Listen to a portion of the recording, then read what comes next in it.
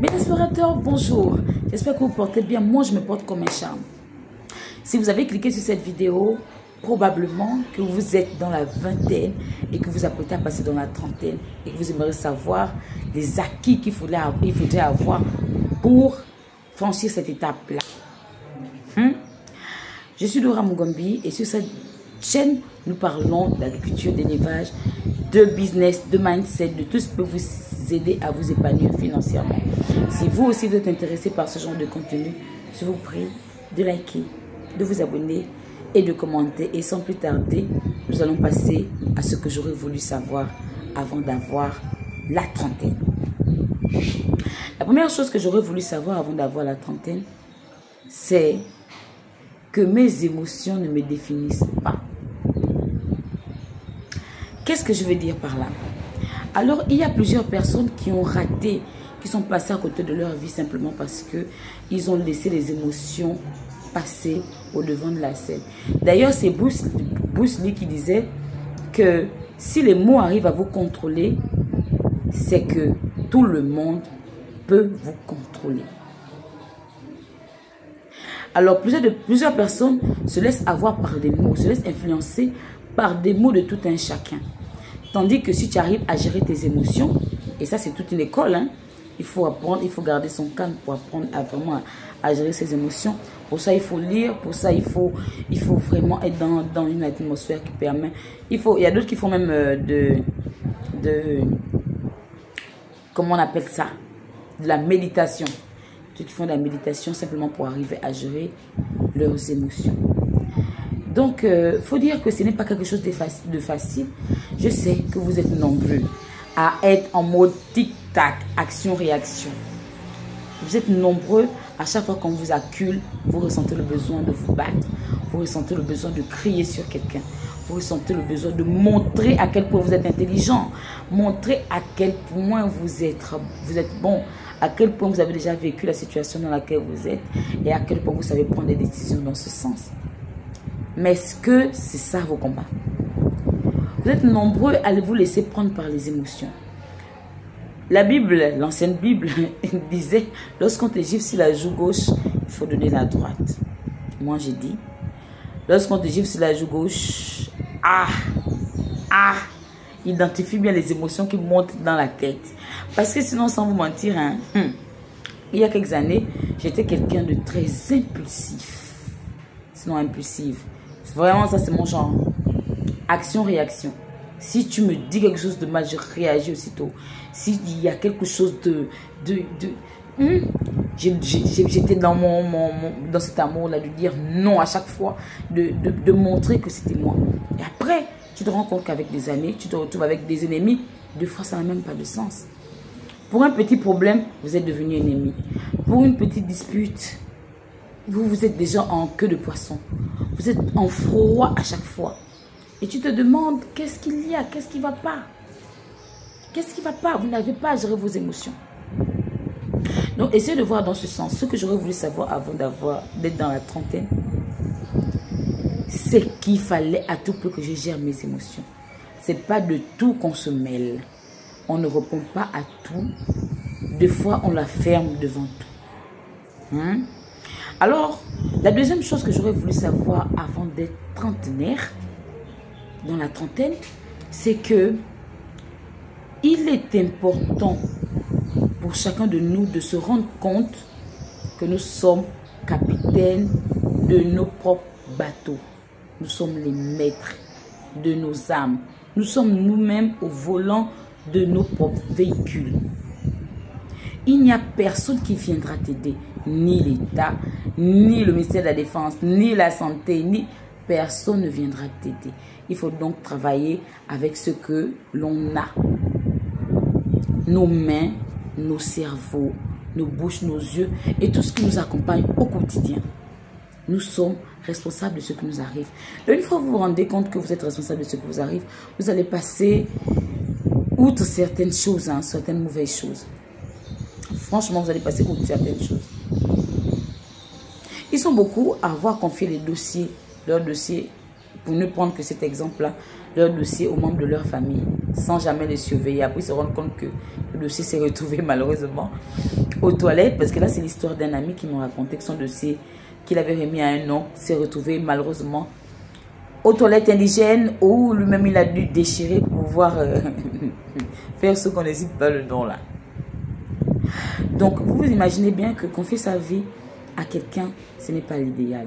Mais non, l'État n'est pas responsable de ce qui vous arrive. Non, votre famille n'est pas responsable de ce qui vous arrive. Non, pas le gouvernement. Vous êtes vous-même au volant de votre propre vie. Chacun est responsable de ce qui lui arrive. Chacun de nous est responsable de la situation dans laquelle on se trouve. Donc vraiment, il faudrait que chacun travaille sur soi. Donc c'est dans ce sens qu'il faudrait voir qui sont nos amis, qui sont les personnes qui nous entourent, avec qui l'on doit marcher, avec qui on doit arrêter de marcher. Quelles sont les opportunités qu'on doit saisir là maintenant? Qui est-ce qu'on doit rencontrer? Est-ce qu'on doit marcher avec tout le monde? Est-ce qu'on doit pouvoir faire? Est-ce que, c'est beaucoup de questions qu'il va falloir se poser. Vraiment beaucoup de questions qu'il va falloir se poser. Il est important de savoir ça avant d'atteindre la trentaine. Et la dernière chose qu'il faut avoir apprise avant d'affronter la trentaine,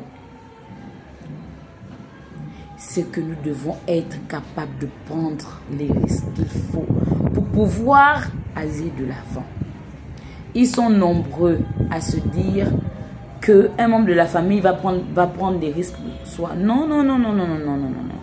Si vous êtes responsable de votre propre véhicule au volant, si vous êtes à même de prendre vos propres décisions, vous devez être à même de prendre vos propres risques. Parce que ce n'est qu'au bout de l'effort que nous allons arriver, que vous allez arriver, sinon nous allons arriver à réussir à avoir ce que nous voulons.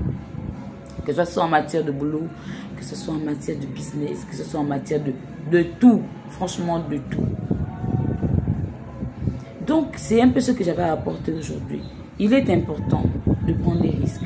Parce que si tu ne prends pas des risques, tu n'obtiendras jamais ce que tu veux. Si Biggie n'avait pas pris des risques, il ne serait pas la personne qu'il est aujourd'hui. Si Potor et tous les autres n'avaient pas pris des risques, personne ne serait là. Si Marie Curie et Louis Pasteur et tous les autres n'avaient pas pris des risques, nous ne serons même pas là. Nous serons encore peut-être dans le noir quelque part. Ou en mode homme de la caverne. Donc, il est important de prendre les risques. Et on doit prendre les risques pendant qu'on est encore très jeune. Pourquoi? Parce que c'est lorsqu'on sème quelque chose qu'on espère récolter. Si tu ne sèmes pas, tu ne récolteras pas. Donc, si tu sèmes peu, il y a de fortes chances que tu récoltes peu. Ceux qui gagnent le plus, c'est ceux qui prennent des grands risques.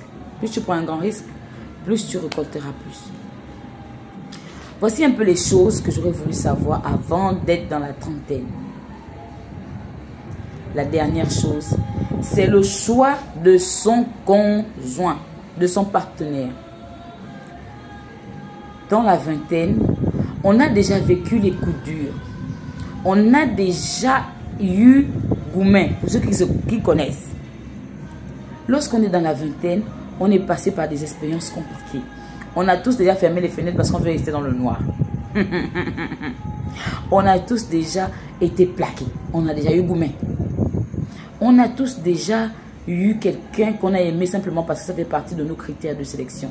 Mais lorsqu'on est dans la vingtaine, on a le droit de faire des erreurs, mais on a aussi le droit de se relever lorsqu'on tombe. Afin d'arriver dans la trentaine pour faire des bons choix. Et pour ceux qui ont déjà choisi leur partenaire bien avant, félicitations. Mais pour ceux qui n'ont pas encore choisi, ce n'est pas aussi un moyen de se précipiter. Il faut prendre son temps. À 30 ans, on n'a pas les mêmes critères que lorsqu'on avait 10 ans. On n'a pas les mêmes critères que dans la vingtaine, parce que dans la vingtaine, on choisit encore un homme ou une femme sur la base de est-ce qu'il est beau, est-ce qu'il embrasse bien, est-ce que j'aime sa dentition, est-ce qu'il sent bon. Mais lorsqu'on arrive à partir d'un certain âge, lorsqu'on arrive dans la trentaine, on doit choisir son partenaire sur des choses évidentes, avec stratégie. Est-ce que c'est un bon père pour mes enfants? Est-ce qu'il pourrait être quelqu'un de bien pour ma famille? Est-ce qu'il est prêt à m'aider dans mon plein accomplissement? Est-ce qu'elle pourrait m'aider éventuellement à devenir la meilleure version de moi? Est-ce que je pourrais construire quelque chose de bien avec lui ou elle? Est-ce que est-ce que c'est un homme intègre? Est-ce que c'est une femme modèle? Est-ce que c'est quelqu'un qui peut nous emmener loin? Ou est-ce que c'est quelqu'un qui va nous faire plonger dans l'ombre, demeurer dans l'ombre pour la fin de nos jours? Je vous laisse voir ce qui vous arrange.